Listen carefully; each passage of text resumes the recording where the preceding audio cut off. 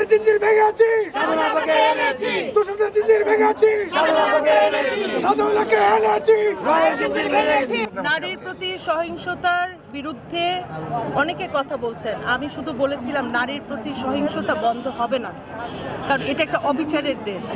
এখানে যদি প্রভাব এবং ঘুষের টাকা থাকে তাহলে সেটার বিচার হয় না। কিন্তু এই সিস্টেমটা, এই ব্যবস্থাটা ইনশাল্লাহ আমরা বদলানোর অন্তত চেষ্টা করব।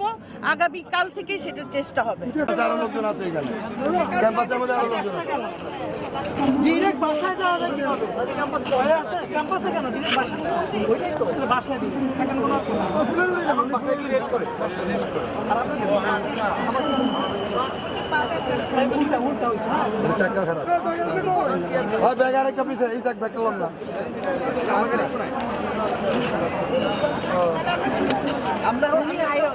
আমরা কোথায় যাবো? শোনেন, এডিবি এশিয়ান ডেভেলপমেন্ট ব্যাংক, এইটা আমরা যতটুকু এখন বুঝতেছি গোবিন্দ করের কর্মকাণ্ড প্রমাণ করে যে এডিবি বাংলাদেশে ভারতের রয়ের একটা উইং হিসেবে কাজ করতেছে। যদি এশিয়ান ডেভেলপমেন্ট ব্যাংক গোবিন্দ ধরের ব্যাপারে সম্পূর্ণ ব্যবস্থা না নেয়, তারা যদি রাস্ট্রিকেট না করে, তাহলে আমরা এডিবি ব্যাংকের বিরুদ্ধে রাস্তায় নামতে বাধ্য হব। তারা যে রয়ের দালালি করতেছে, ভারতের দালালি করতেছে, শেখ হাসিনার দালালি করতেছে, এটা আমরা মানুষের সামনে আনতে বাধ্য হব। আর আমাদের যদি ভাই বাধ্য করেন, তাহলে এডিবির কর্মকাণ্ডে একটাও আড়ালে থাকবে না।